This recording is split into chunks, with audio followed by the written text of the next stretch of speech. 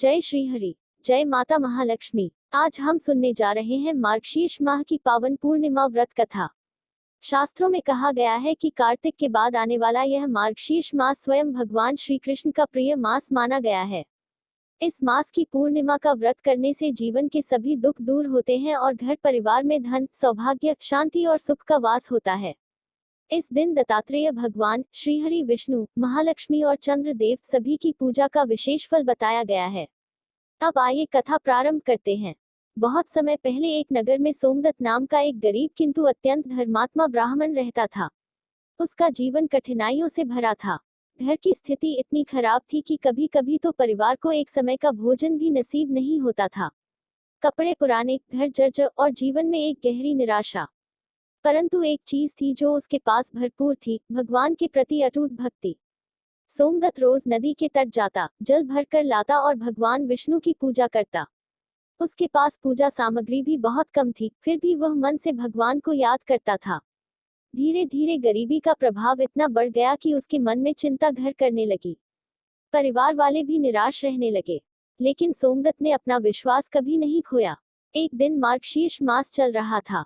ब्राह्मण नदी से लौट रहा था कि अचानक उसे मार्ग में एक तेजस्वी, ज्योतिर्मय सन्यासी दिखाई दिए। उनके शरीर से दिव्य प्रभा निकल रही थी। सन्यासी ने कहा, वत्स, तुम्हारे चेहरे पर कठिनाइयों की छाप साफ दिखाई देती है।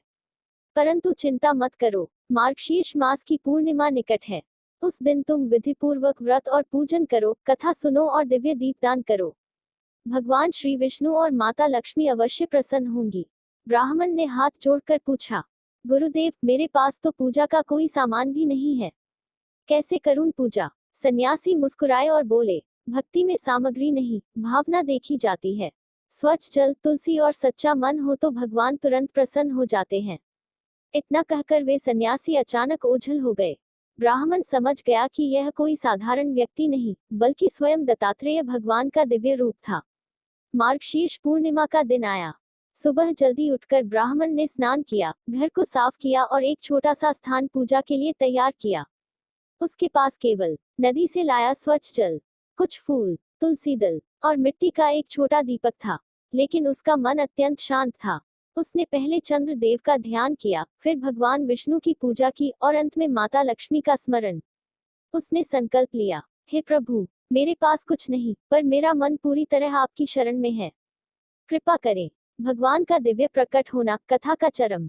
पूजा के बाद ब्राह्मण ध्यान में बैठ गया। थोड़ी ही देर में उसके सामने एक अद्भुत प्रकाश प्रकट हुआ। उस प्रकाश से भगवान श्री विष्णु स्वयं प्रकट हुए। भगवान ने कहा, वत्स सोमदत्त, तुम्हारी भक्ति से मैं अत्यंत प्रसन्न हूँ।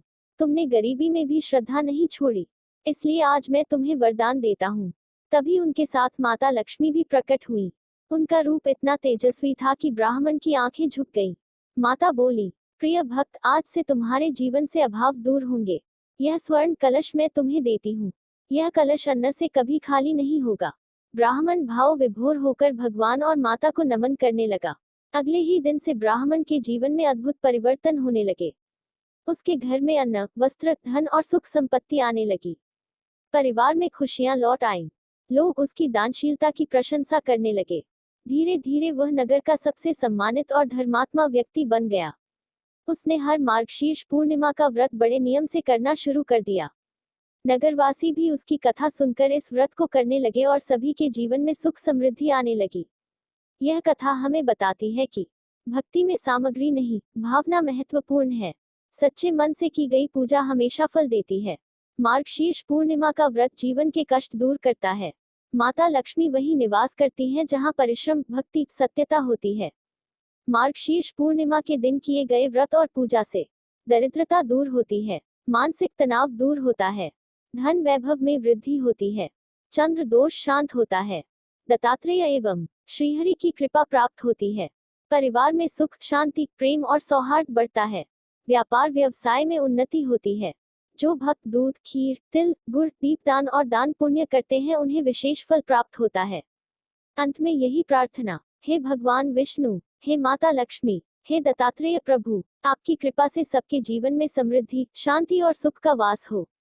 इस प्रकार मार्गशीर्ष पूर्णिमा की यह पावन कथा सुनने मात्र से ही पुण्य प्राप्त होता है।